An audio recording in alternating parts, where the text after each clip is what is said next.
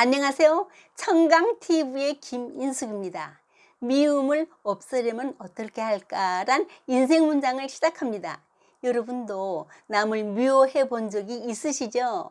혹시 그 미움이 아직도 마음에 남아있지는 않으신가요?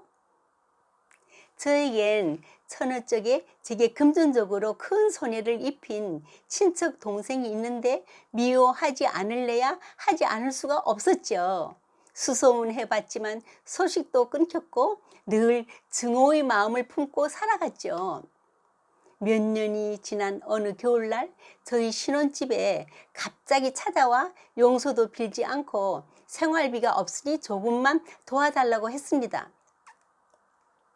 너무 갑작스럽게 나타나 놀라서 할 말을 잃었고 내겐 이젠 돈 이야기도 하지도 말고 또 나타나지도 말라고 하며 냉정하게 대문을 닫아버렸습니다. 지금 생각하면 얼마나 힘들었으면 그 어려운 발걸음을 했을까. 잘못을 했더라도 좀 도와줄 수는 있었는데 내가 여유가 없었던 것도 아닌데 저희 옹졸했던 마음은 증오에서 후회로 변했습니다. 함석헌의 책 너 자신을 혁명하라에서 나는 될수록 미워하지 않으려고 참는다. 나는 정말로 노력한다. 말 한마디라도 절대로 감정 내키는 대로는 하지 않는다. 내 마음의 한길 위에도 일단 정지의 팻말을 세웠다. 미워해서는 안 되지. 반성하고 반성한다. 하나님, 제발 미운 마음으로 살지 않게 해주십시오. 기도하고 기도한다. 부끄러운 고백이다. 내 딴으로는 이제라도 바른 길에 들어섰으면 하고 바라는 마음에서 하는 말이다. 천상병 시인은 군사 정권 시절에 동백림 사건으로 억울한 누명을 쓰고 감옥에 갇혔던 일이 있습니다. 푸르른 꿈도 펼쳐보지 못한 채 그의 삶은 시들어갔죠. 그러던 어느 날 죽음이 가까이 다가왔음을 깨닫고 귀천이란 시를 남겼습니다. 나 하늘로 돌아가리라.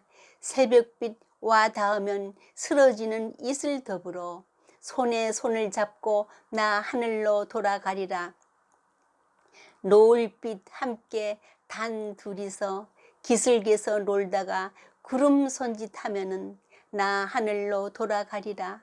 아름다운 이 세상 소풍 끝내는 날 가서 아름다웠더라고 말하리라. 그는 늘 세상이 아름답다고 노래했지만 그가 살았던 그 시절 과연 아름다운 세상이었을까요? 좌절과 분노와 원망, 불평을 퍼부어대며 살 수밖에 없었으면서도 시인은 생각을 달리하여 소풍 가는 날처럼 즐겁게 살았나라고 노래했습니다. 마틴 루서킹 목사는 남을 증오하지 말라.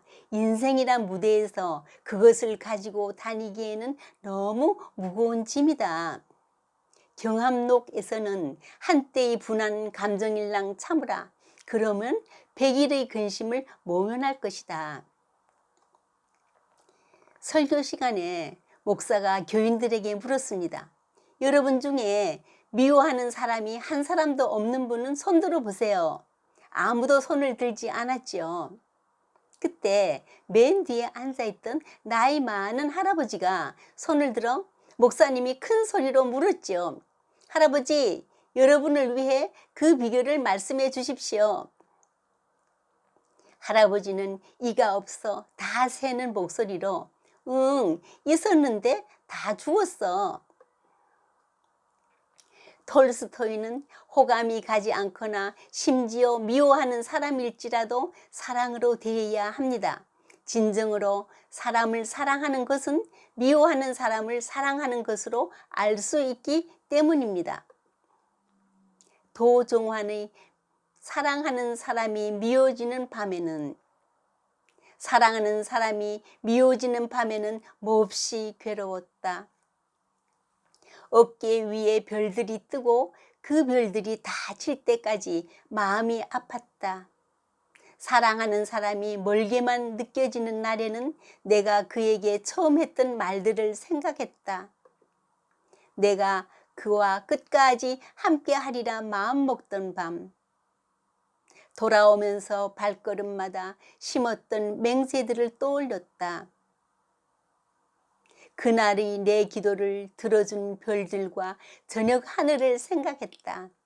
사랑하는 사람이 미워지는 밤에는 사랑도 다 모르면서 미움을 더 아는 듯이 쏟아버린 내 마음이 어리석어 괴로웠다. 한 복가는 옆집 사람 때문에 골머리를 앓고 있었습니다.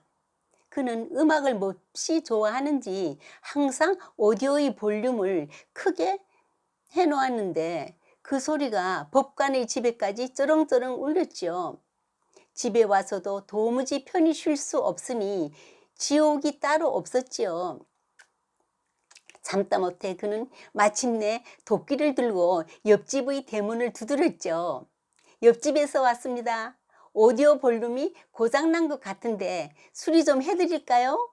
이 모습을 본 옆집 사람은 깜짝 놀라서 연거푸 사과를 했습니다. 사과를 해야 할 사람은 접니다. 흉기를 들고 침입했으니까요. 설마 고소하진 않으시겠죠? 두 사람은 한참 동안이나 마주보고 웃었습니다. 한 부인이 남편의 사랑을 확인하고 싶어서 당신, 부모님, 아이들 그리고 내가 물에 빠지면 누굴 제일 먼저 건질 거예요? 부모님이지. 아내는 꾹 참았죠. 그 다음은요? 아이들. 왜요? 아내는 다시 얻으면 되잖아. 아내는 남편이 너무 증오스러워 우울증에 걸렸습니다. 의사에게 찾아가 상담을 하니 부인, 남편을 미워하지 말고 수영을 배우십시오. 백범 김구는 지옥을 만드는 방법은 간단하다. 가까이 있는 사람을 미워하면 된다. 천국을 만드는 방법도 간단하다. 가까이 있는 사람을 사랑하면 된다라고 했습니다. 오늘도 내가 있는 곳을 천국을 만들며 즐거운 삶을 사십시오. 감사합니다.